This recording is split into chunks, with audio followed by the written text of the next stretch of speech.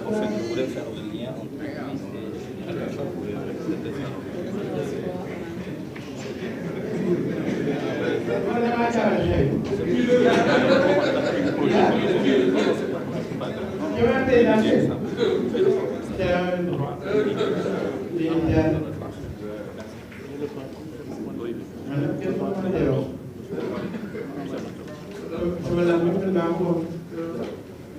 ndax xam naa ni ci wërngalu xarit xel yi si jamono yi mas rey ak boobu ci la yenn ñi di ndamoo tuuti ñu di mànjaari ak gaañu ji bitim réew ñu leen di sarax ñuy warax muy neex ci seen borom xol nag lu ma bëndi ko bës waaye bu feesee foo mu dóoru donte dañuy nargan baati ci biir la dem du ko tere jib net cee njëriñ nag mën ci kàddu muy dund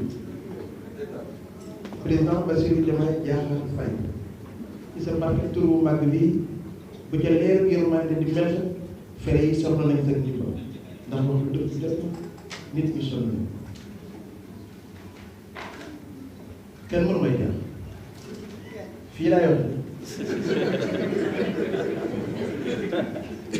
jàmbaaru jaaxu mi gobaru ñaari weti bu nit ñi sàkku leer ñuy suunu ci biir lëndëm di diisoo ay pexe yu ñu luubale alalu réew mi jëf ci ndaw ñi ak jeexital ñuy njëkkal mbedd mi jalgati kilifteef gi ŋàññi askan wi sampoy xel jéggi saa njaay mbëggeel ndaw yi topp ci bëlig mbambulaan lap ca bëliga ndax ñàkk yaakaar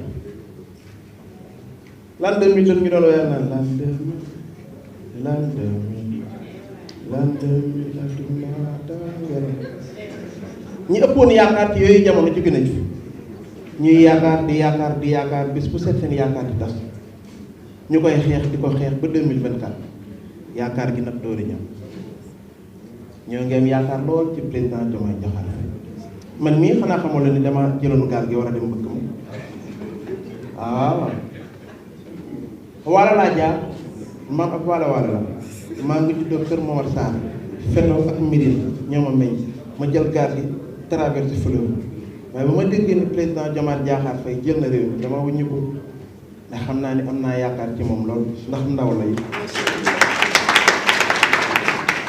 téeméeri fan la fi def réew mi commencé suppi ñëpp xam nañ gis nga nag maanaam lu ne fang kenn du ko jeex lañ waxoon téeméeri fan lañ ci def téeméeri fan mbir mi commencé suppi ñu wàññi transport wàññi dund gi keroog damaa xool gis ñu ne courant bi wàññi nañ ndox mi ñu wàññi nit ñu commencé am yaakaar xol yi di feex ñuy seen Sénégal di seqi jéego yi moom boppam loolu xel mu dal suñu yaay ay dëmbooj yaay mimi ñu leen yóbbante ci njiit ñi ne leen ko yaakaar gi am ci moom bu mu yàgg mu ndaw yi ñoo xeex xare génn jàkkaarloog ñi fi nekk ni leen ay jàmbaar ngeen way mënoo leen lay jàmbaar ngeen jéem ngeen ba sonn jéem tële du gàcce fi ngeen yem leen foofu léegi nag at mi daa toll fa jamono moo toll foo xam ne ndaw yi ñoo ko war a yor pour defar ko jox nañ ko ndaw ñi léegi nag fi mu toll nag moom ku yéeg ci garab ku la sànni xeer nga gestu fayu yéegal doo yéeg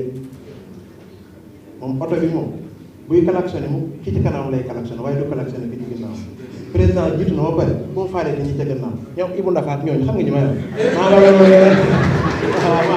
maa mbir mi doon foofu nañ avancé jëm ci kanam incha allah rabbi la ca kanam rawali bët yàlla na Sénégal am beneen xar kanam Sénégal jëm ci kanam man naa ci yaakaar ndax gis naa ay jeunes yu dynamique xam naa koo xam ne mu ngi tudd VTL di directeur CEPA nekk responsable boo xam ne li muy créé ci ay employé ak ay étudiants li mu leen di defar kenn xamul nu mu toll ay seex baax yi ñun ñëpp nekk ci ginnaaw président Diomaye yaa xëy mu laan may leen ñaari téeméeri suur ba xam téeméeri fan lañ def xaaral ñu def ñaari téeméeri fan nga xool ba xam Sénégal immigré yi di yaakaar naa ñoom ñëpp ñu toppaat yooyu ñu ñibbi si waat fii dans l'an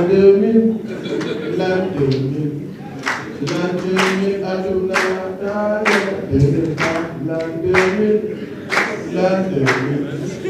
l'an 2000 aduna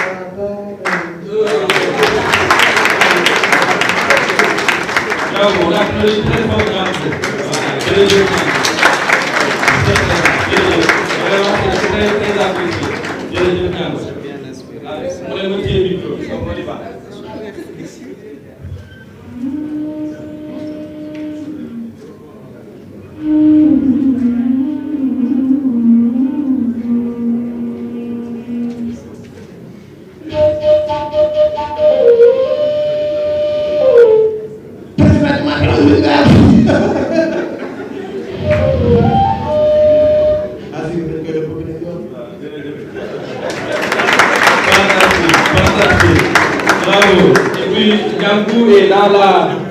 Al-Ousseynou, merci beaucoup. Al-Ousseynou est au diapason des choses. Hein.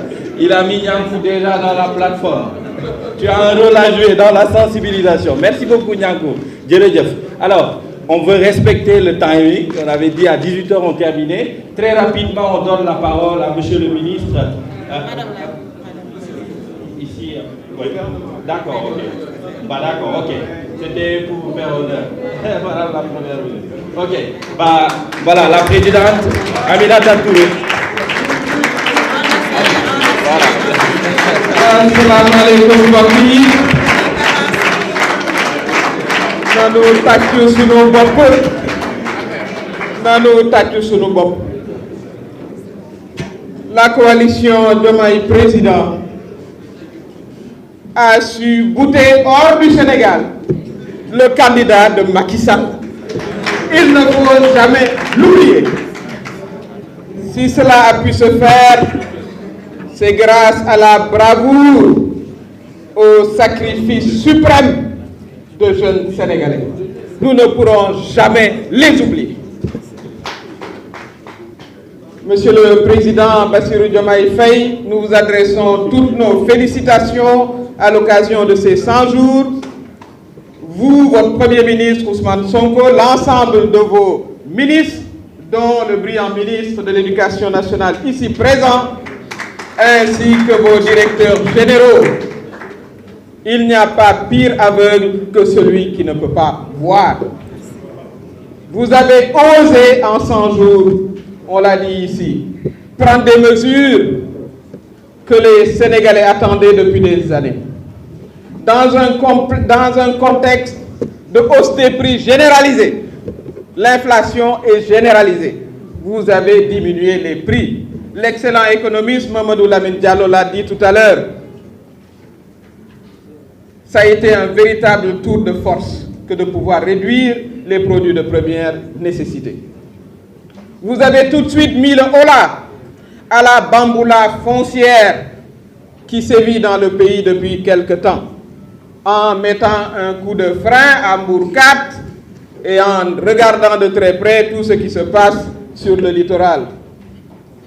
Vous avez effectivement révisé les licences de pêche. Nous avons, il faut se le rappeler, dans notre pays, plus d'1 million de personnes qui vivent des produits de la pêche. Lorsque l'on parle de la pêche, c'est entre 1 million et 4 millions de